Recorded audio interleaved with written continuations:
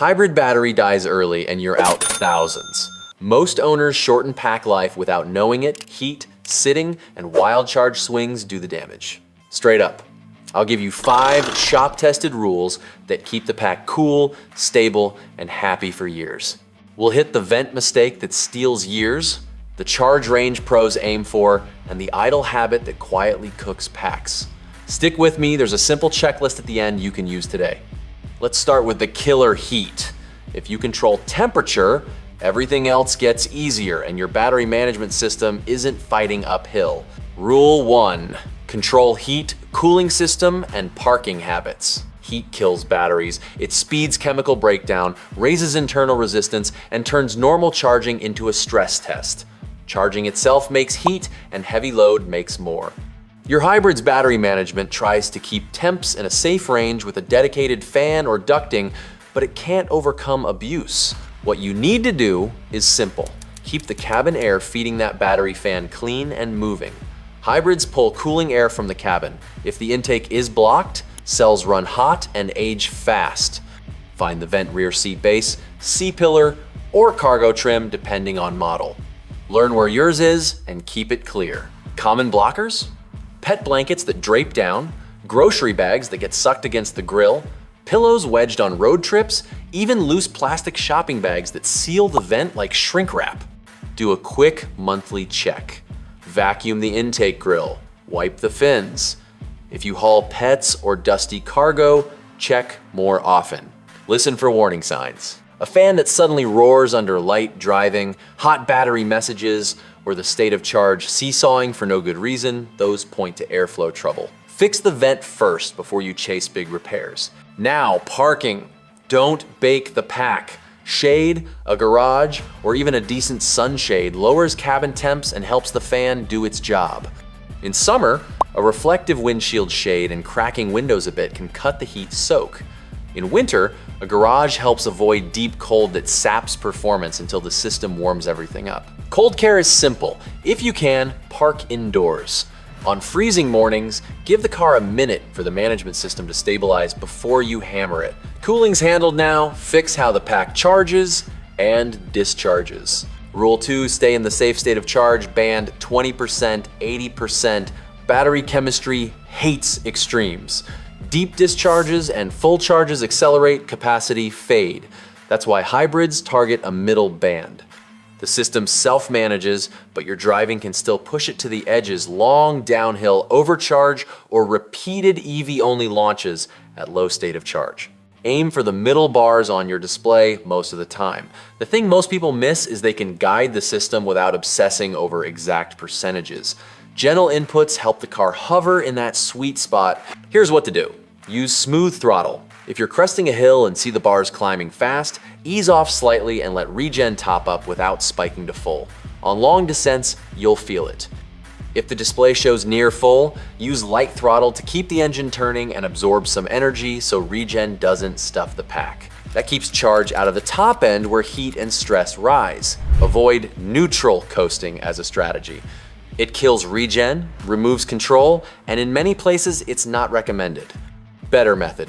Modulate with light throttle and proper gear selection so the system manages charge, not you playing tug of war. For braking, plan ahead. Regen likes smooth decel. Start earlier and brake lightly so the motor generator does most of the work before friction brakes step in. Panic stops, bypass regen, and dump heat into the pack. If you glance down and it's pegged full, a short burst of moderate acceleration or running accessories for a minute brings it back to mid. If it's near empty, let the engine do its job. Don't force EV-only pulls when the bars are low. Note, follow your owner's manual. Don't chase exact numbers. Keep it mid. Charge is stable now. Stop the silent killers that drain packs. Rule 3, don't let it sit. Don't run it dry. Sitting is slow death for hybrid packs. Leave the car parked for weeks and the battery can drift low, and low state of charge plus time means cell imbalance and damage. Drive it weekly. Even a 15 to 20 minute loop cycles charge gently and keeps the system healthy. If you know it'll sit, make a simple storage plan. Keep the 12 battery healthy so the control modules wake up correctly. Leave fuel in the tank to avoid extra engine stress later. Aim for a moderate state of charge, not full and not near empty when you park it. Then schedule that short drive every week or two to exercise the pack, let the engine and motor share load, and refresh balance. Never run out of gas. When the engine dies, the hybrid leans on the high voltage pack to limp, and that deep cycle can hammer weak cells. If you do run out, stop. Refuel.